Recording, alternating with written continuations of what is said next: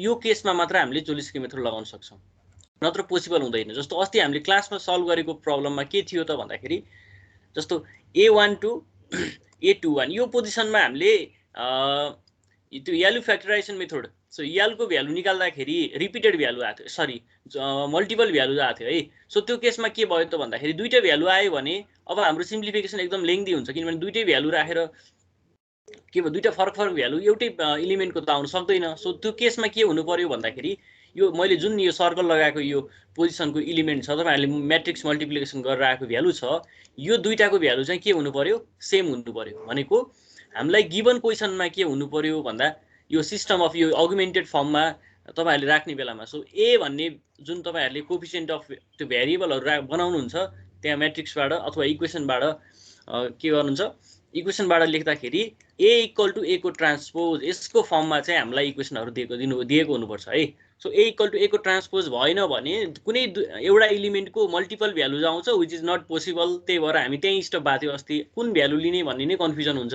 So दुईटै भ्यालुलाई लियो भने हाम्रो के भयो त भन्दाखेरि प्रोसिडर लेन्थी हुन्छ है।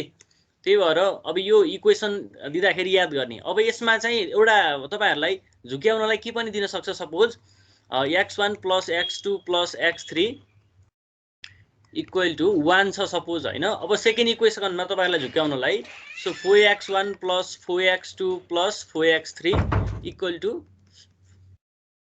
4 अथवा यस्तै तरिकाले तपाईहरुलाई झुक्याउन सक्छ क्या।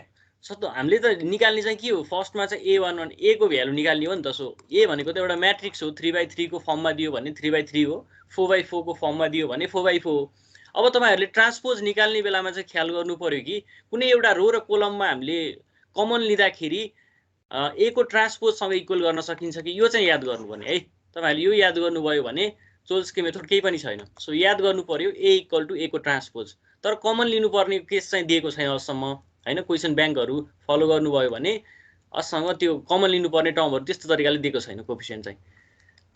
अब बाइ चान्स दिइहाल्यो भने सुरुमा याद गर्ने चोल्स्की मेथड भन्ने बित्तिकै a को ट्रान्सपोज र a इक्वल आउनुपर्छ। आएन भने इक्वेसनमा गडबडी छ बुझ्ने, त्यहाँनिर कमन आउन सक्छ। त्यो कमन निकालेर चाहिँ तपाईहरुले सल्भ गर्नुपर्छ है। ठीक छ, कमन निकालेर डिभाइड गरेपछि इक्वेसन सेम हुन्छ। त्यो तपाईहरुको कोलममा अथवा रोमा कसरी गर्न सक्नुहुन्छ त्यो चाहिँ ट्राई गर्ने।